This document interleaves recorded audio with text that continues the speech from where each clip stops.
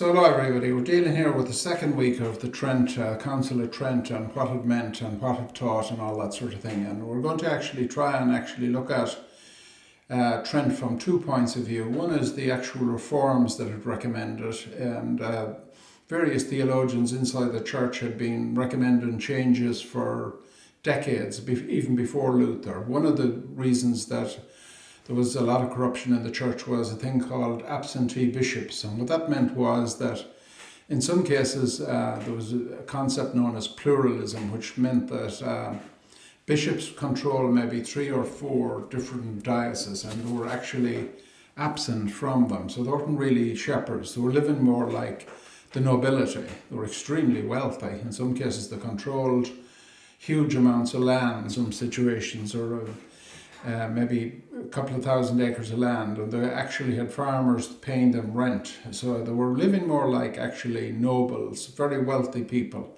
living in big houses, etc., and taking in huge revenue streams for the church in terms of Sunday masses and various different other means of income. For instance, the rent off land was also going to the church.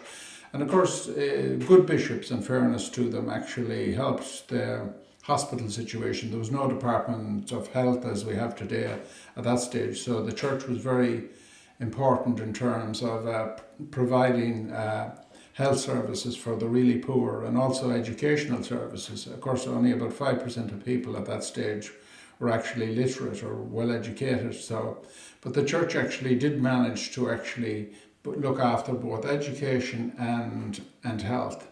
And also, of course, the huge cathedrals built in right throughout Europe are actually the result of a lot of the actual various different finances that came into these various different bishops.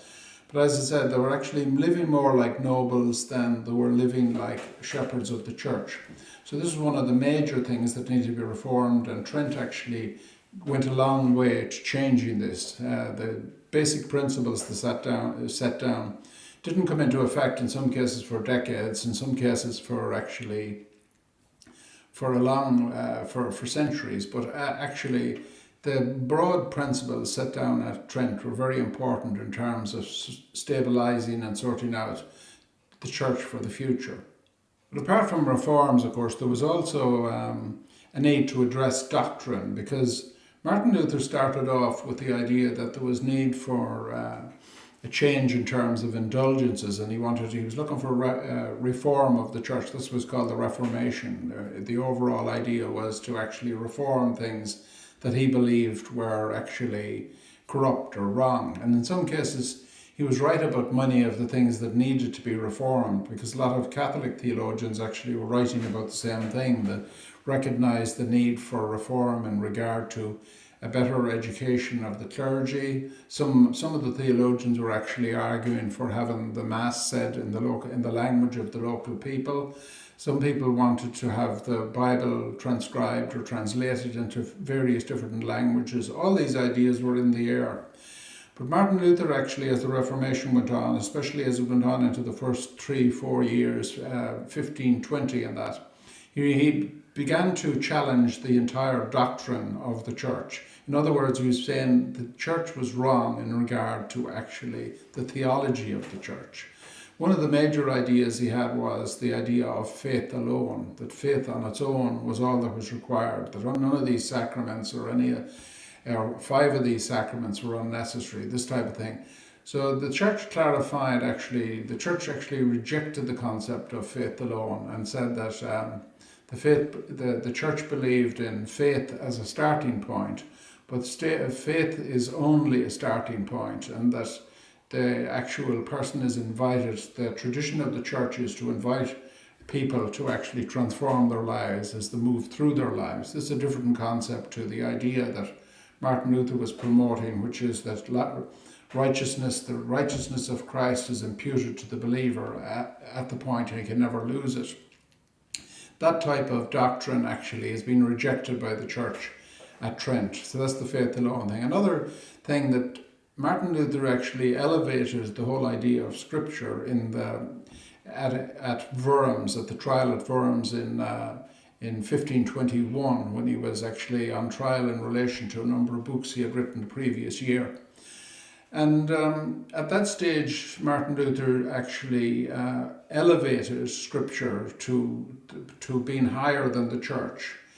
And he found actually a number of years later, 8 years later actually, in 1529, that the concept or the actual theory of Scripture alone wasn't actually as powerful or wasn't actually as stable as he thought it was, because he ran into conflict with another great theologian known as Zwingli from Switzerland. The two men couldn't agree on what the Eucharist meant, and no matter how many times they read the Bible or how many arguments they had, they still couldn't agree. So this was seen as the first major weakness in the theology of Scripture alone. Of course, there was more evidence of it as the 30s wore on, and John Calvin became a significant voice from 1536 onwards. He wrote a book about his concept of Christianity, and he basically had a disagreement in relation to a number of issues with both Luther and Zwingli.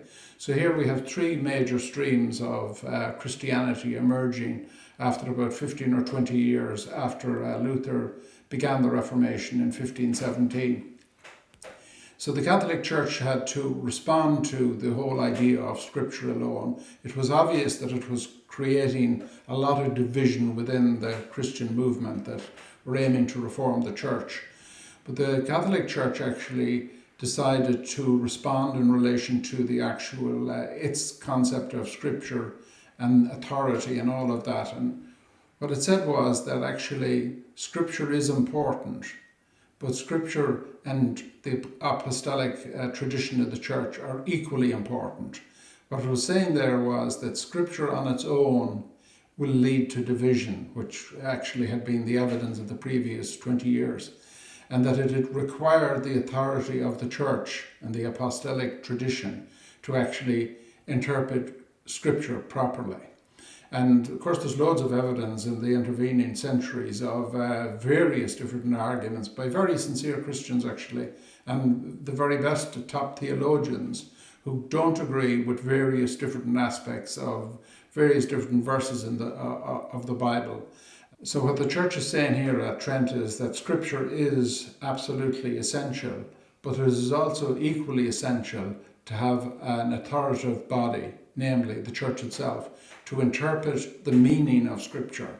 So this is something where the Church actually differed with Luther as well in regard to actually that they rejected the concept of faith alone. They also rejected the concept of Scripture alone. And even by the mid-16th century, when Trent was actually sitting, it was beginning to become obvious that Scripture alone had the potential for division, because the actual Christian movement that was attempting to reform the Church had already divided into three different sectors, namely Lutheranism, Calvinism and Zwingli, which was a different branch in Switzerland, which is a more radical branch of the Church. Eventually, of course, the Calvin and his people actually managed to bring that together under one roof, but that's another story for another.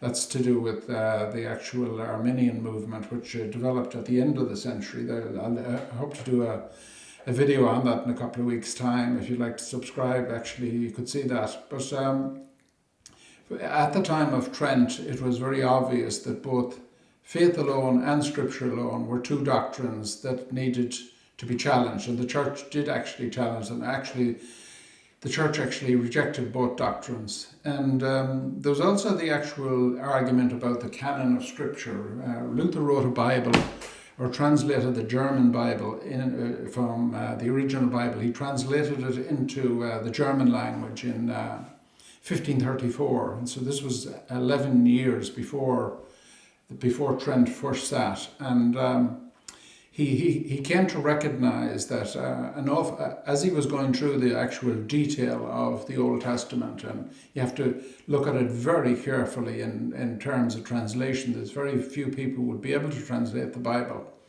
But Luther was a highly intelligent guy, so he actually knew a number of languages, and he actually transferred the actual Old Testament, and he came to recognize that a number of books didn't quite agree with the whole concept of faith alone, which he had developed earlier. 7 books in particular didn't agree with it. So he took those books and he classified them as the apocryphal, and he put them into a separate section of the Bible. And he said these were good to read. He said some sort of a note at the beginning of that section of the Bible. Good to read, but not on a par, not equal to Scripture. Now the church had to make a judgment at the Council of Trent in relation to this new alternative Bible. And what the church said in regard to that was that all 73 books of the Bible, which had been part of the Bible actually right through, all back for centuries, back to the 4th century, the actual Bible that had existed all the way back through was still going to be regarded as Scripture. That's the official position of the actual Catholic Church to this day, actually. Is that are missing from the Christian Bible in American places like that. There's only 66 books in it. But that's because there's several aspects of Catholic theology, like praying for the dead, or that giving alms to the poor, which can contribute to salvation. One of the books says that these books didn't line up with Martin Luther's idea of faith alone. So he downgraded these books. In fairness to him, he didn't actually remove them. Sometimes you'll hear it said that Martin Luther removed 7 books from the Bible, but he didn't, because actually he wouldn't be let do so.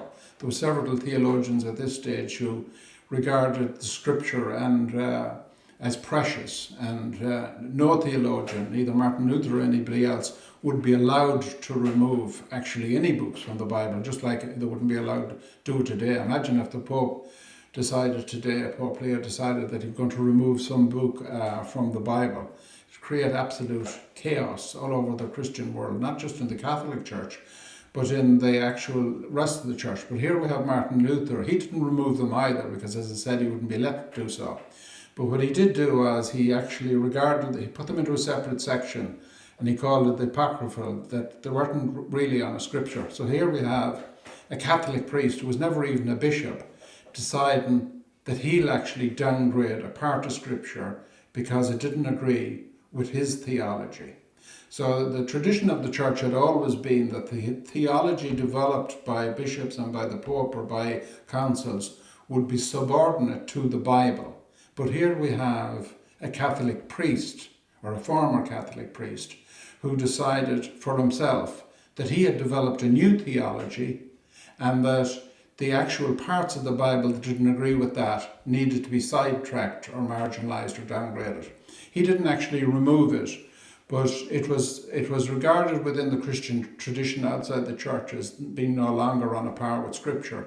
And about 300 years later, various different printers, especially in America, the Bible Society, decided to drop these books altogether. So that's why you have people in the modern world, especially actually people following the strong Calvinist tradition, they find themselves completely at loggerheads with the actual Bible, because they don't have access to the full Bible. That's really the problem.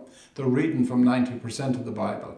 So Trent actually the Council of Trent actually established for certain that actually the 73 book Bible that had been used by all the great theologians, Augustine, Thomas Aquinas, all of these people, some of these theologians quoted from these 7 books, especially the Book of Sirach and the Book of Wisdom, hundreds of times. So there's no doubt about it, they were Scripture. But this particular situation developed where basically a former Catholic priest decided they weren't Scripture, and as a result they eventually got removed from the Bible. So that's basically the difference between the two religions, actually, because we're reading from 2 different Bibles.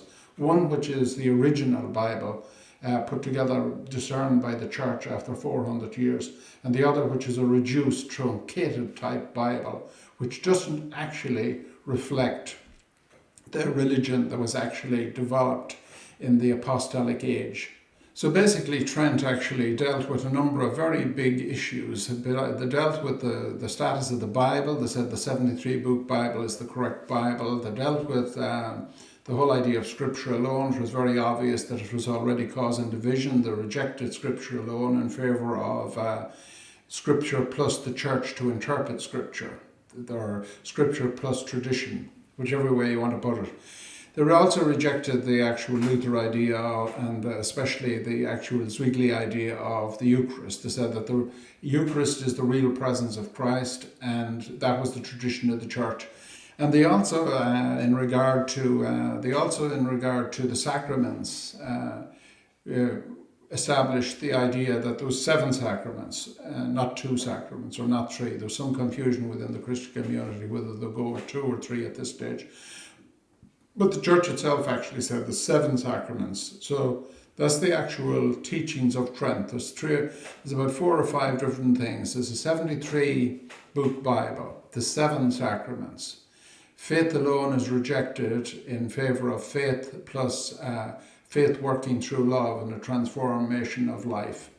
Scripture alone is rejected because it's already creating tremendous levels of division, and also because it has always been the actual tradition of the church. In actual fact, the church taught Christianity long before the Bible ever existed. The Bible didn't exist until about the year 400. For the first 4 centuries, the church was teaching Christianity without the actual canon of Scripture being completed. So it took 400 years to discern what it was, what exactly the canon of Scripture was, and the church is required to actually interpret that Scripture. And anywhere that you don't have the church interpreting that Scripture, you tend to have division and argument and conflict as to what the meaning of various texts are actually mean. So that's it for today. Thank you very much for watching, and I hope to continue with this series. I hope to do 2 other videos on Trent over the next couple of weeks, and if you'd like to see those, please subscribe to the channel. Thank you very much for watching for today.